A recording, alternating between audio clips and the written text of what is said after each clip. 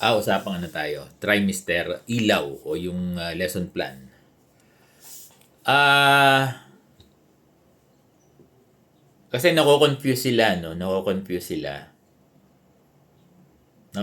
sila kung ano daw yung lesson plan na gagamitin, no? Simplify daw ba o yung detailed? Alam nyo sa mga seasoned teachers, okay na yung simplified. Kasi any will do.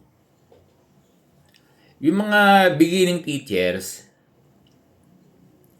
okay lang naman sa kanila kung detailed ang gusto. Basta, ito ng ah, basta compliance dito sa latest na lesson plan. Itong ilaw format, ayan o. Di ba? Yan. I for intentions, sinabi na natin. Di ba yung mga objectives, di ba? L, learning experience, o yung mga student activities nyo. Di ba? Dun sa lesson. Tapos, magkakaroon kayo ng assessment. Diba? After the lesson, nagkakaroon kayo ng assessment. Ito yung formative. Diba?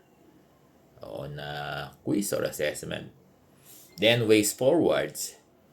Ito yung ito yung binibigay natin mga activity, new activity, homework, assignment. It can be like that. Dito. No? Basta, yung lesson plan nyo ay, ano ang sabi dito? Plan intentionally, teach effectively, learn meaningfully. Dapat nandun, pasok sa concept na to. O, di ba? So, any form. Kung gusto nyo mahaba, kung gusto nyo maikli, pwede, wag lang skeleton. Hindi pwede yun. Di ba? Okay, now, computerized, pwede. Handwritten, pwede. Kasi baka mamaya, naroon ka sa mall, o wala ka sa bahay, gustong gumawa ng lesson plan, wala ka namang gadget, pwede naman. Di ba? Or gagawa na kayo ng ginagawa nyo, katulad ng lesson exemplar nyo, exemplar for 1 week, na finifill out yun na lang. Daily dapat. To my understanding, ito, hindi ko lang alam kung ano ang ilalabas ng CID. Pero, this should be daily. Itong ilaw. Oo.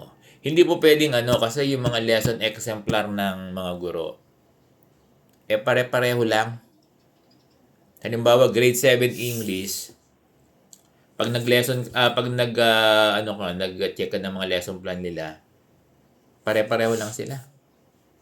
Copycat. Ganun. Kaya yung mga teacher, bagay mas easy kanila yan, no? Dapat dito, kanya-kanya kayo. Kasi i-design nyo yung lesson plan nyo dun sa quality ng bata. Di ba? Sa mga learning behavior ng mga estudyante nyo. Di ba? Ganun dapat eh. Kaya iba-iba kayo. Iba-iba kayo ng lesson plan dapat. Hindi kayo magkakapare-pareho, no? Kasi yung previous natin yung mga lesson exemplar nyo ay kung grade 8 math, pare-pareho lang sila. Pag binasa mo, copycat lahat eh. Diba? Pero dito dapat, iba-iba. So, alam ko, i-discuss pa to further sa inyong sa inyong orientation. It will start sa amin dito sa Caloocan, magi-start ng Monday. Diba? Hindi ko lang alam sa ibang mga school kung magi-start na yung nyo, yung mga training seminar for grade 9 and 10 and grade 6, no? Yan. Sila naman ngayon itong K-10 curriculum, no? K-10 revised curriculum. Okay? Oo, tama ba yung term ko? Oo, hindi na tinatawag ng matatag, ha? K-10 revised curriculum, no? Ha? So again, ulitin natin yung pinag-usapan natin na yung inyong lesson plan, it can be simplified or it can be detailed. Any form will do. Hindi yan ko questionin ng inyong master teacher, head, department head, or ng principal nyo. Basta, pasok doon sa sa concept, no? Pasok doon sa requisite. Pasok doon sa requirement ng ilaw. Yun. Pasok doon sa components ng ilaw. Diba? Ganun yun. Eto yun, no? So, naintindihan ba ng mga teachers natin? Handang-handa na ba kayo? Oo, pero mag-attend kayo ng seminar, di ba? Oo. Kasi ang mga guro dito sa ilaw, di ba, ay yung ating mga PSDS, EPS, CID. Kasi ako nagtatanong lang ako sa aming mga PSDS, EPS, at NCID chief. Siyempre, mas expert sila rito kaya sa akin. Di ba? Kailangan magtanong ako sa kanila para tama yung implementation ko. Hindi ako po pwedeng hindi ako po pwedeng mag-go beyond. Hindi ako po pwedeng mag-wido eh. Dapat ko muna, ma-well-versed ko muna kung ano yung tama, no? So, ganun dear teachers, no? So, kung ang tanong nyo ay simplified ba?